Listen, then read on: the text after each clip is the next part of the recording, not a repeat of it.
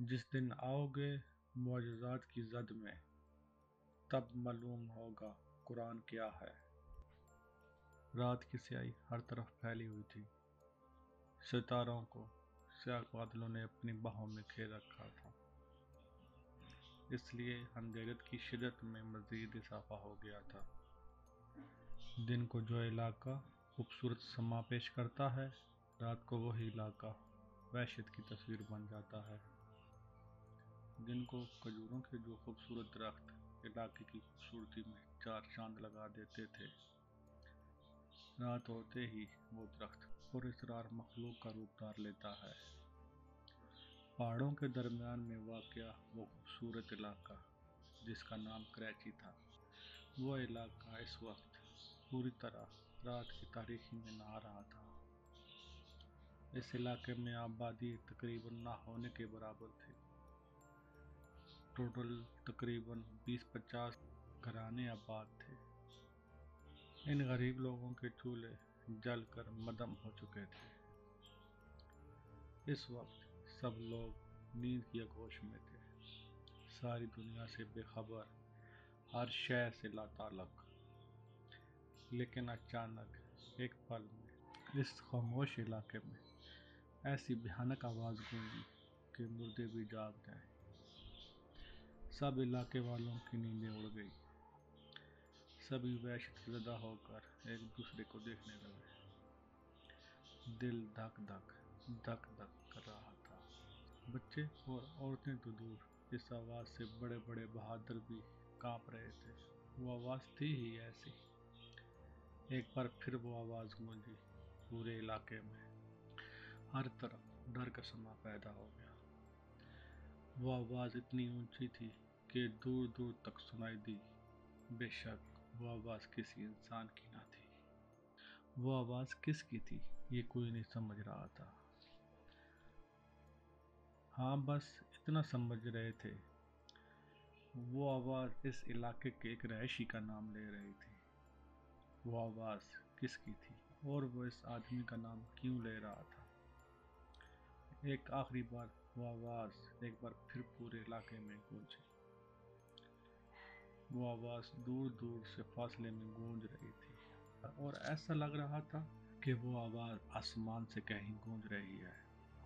آواز حد سے زیادہ خوفناک تھی، سب کے پسینے چھوٹ رہے تھے۔ تھوڑی ہی دیر میں سارے علاقے والے بندوقیں اور اسلحہ لیے اس آواز کے تعاقب میں گھروں سے باہر نکل آئے۔ وہ لوگ ساری رات پورے علاقے میں پھرتے رہے، لیکن وہ آواز دینے والا تو دور، اس کے پاؤں تک کے نشان بھی نہ ملے۔ سب کے ذہن میں ایک ہی سوال تھا، وہ آواز کس کی تھی اور کیوں تھی، کہاں سے آ رہی تھی اور وہ اس علاقے کے رہائشی کا نام کیوں لے رہی تھی؟ لیکن کسی کے پاس بھی ان سب سوالات کے جواب نہیں تھے۔ رات کی سیاہی دن کی روشنی میں تبدیل ہو گئی، ہر طرف جیسے زندگی ڈر گئی تھی۔ سبھی لوگ اپنے اپنے کاموں میں مصروف تھے، پر رات والی بات کوئی بھلا نہیں پا رہا تھا اور وہ اس وحشت ناک آواز کو یاد بھی نہیں کرنا چاہتے تھے۔ اسی علاقے میں ایک عورت اپنے 2 سالہ بیٹے کو لیے تالاب میں کپڑے دھونے جا رہی تھی۔ وہ ہر شے سے لا تعلق تھی، اس کے ذہن میں اس وقت کوئی خیال نہ تھا۔ وہ ایک ایک قدم آگے بڑھا رہی تھی، لیکن وہ یہ نہیں جانتی تھی اس کا بڑھتا ہر قدم اسے موت کی طرف لے جا رہا ہے۔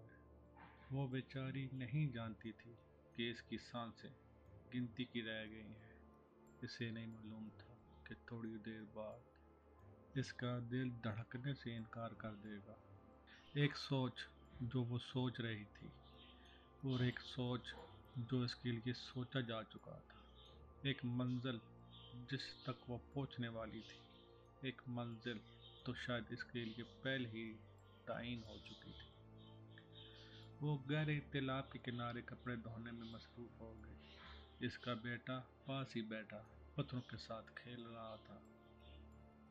ہوا کے ٹھنڈے جھونکے نے اس کے جسم سے ٹکرا کر اس کے اندر سردی پیدا کرنے کی کوشش کی، مگر وہ پہاڑوں کی رہنے والی تھی، اتنی معمولی سی ہواؤں سے وہ نہیں گھبراتی۔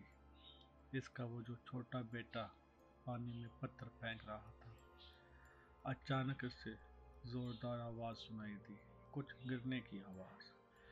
اس نے تیزی سے گردن موڑ کر دیکھا، اپنے بچے کو غائب پایا۔ جیسے ہی اس نے تالاب میں نگاہ ڈالی تو اس کی تو جیسے جان ہی نکل گئی۔ اس کا بچہ پانی میں ڈوب رہا تھا۔ وہ ایک ماں تھی۔ ایک عورت ہر رشتے میں فیل ہو سکتی ہے، لیکن وہ ماں کے رشتے میں کبھی فیل نہیں ہوتی۔ بنا ایک پل سوچے سمجھے اس نے اپنے بچے کو بچانے کے لیے اس تالاب میں چھلانگ لگا دی۔ دور کھیتوں میں کام کرتے لوگوں نے اس عورت کو پانی میں گرتے دیکھ لیا، اس لیے وہ بھاگتے ہوئے اس کی طرف آ رہے تھے۔ وہ عورت اپنے بچے کو ہاتھوں میں لیے ایک بار ظاہر ہو جاتی، لیکن اگلے ہی لمحے وہ پھر ڈوب جاتی۔ بات بڑھتے بڑھتے پورے علاقے تک پھیل گئی۔ اس تالاب میں ان کی لاشیں بھی نہیں مل رہی تھیں۔ دور دور سے لوگ ان کی لاشیں نکالنے آئے۔ بڑی مشکل اور بڑی محنت کے بعد علاقے کے کچھ تیراکی لوگ ان کی لاشیں نکالنے میں کامیاب ہوئے، اور اگلے ہی لمحے پورے علاقے میں اس ماں بیٹے کی موت کی خبر پھیل گئی۔ اور صرف وہ دو ماں بیٹے نہیں تھے، اس عورت کے پیٹ میں ایک نیا وجود بھی پرورش پا رہا تھا۔ وہ دنیا میں آنے سے پہلے ہی دنیا سے رخصت ہو گیا، اور اس طرح ایک ہی دن 3 لوگ زندگی کی بازی ہار گئے۔ کیا آپ کو معلوم ہے وہ عورت کون تھی؟ وہ عورت اس آدمی کی بیوی تھی جس کا نام وہ بھیانک آواز لے رہی تھی۔ وہ آواز کس کی تھی یہ کوئی نہیں جان سکا، لیکن وہ آواز موت کی آواز تھی۔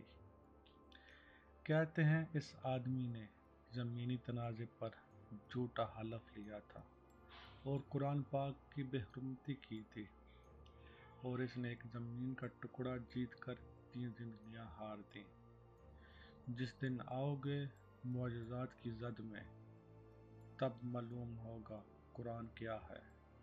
دوستو، یہ ایک بالکل سچی کہانی ہے جو میرے والد کی دور میں پیش آئی۔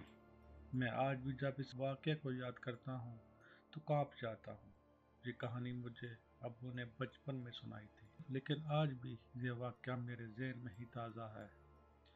یہ 30 سال پہلے کی بات ہے، لیکن آج بھی یہ لوگوں کے لیے عبرت کی نشانی ہے۔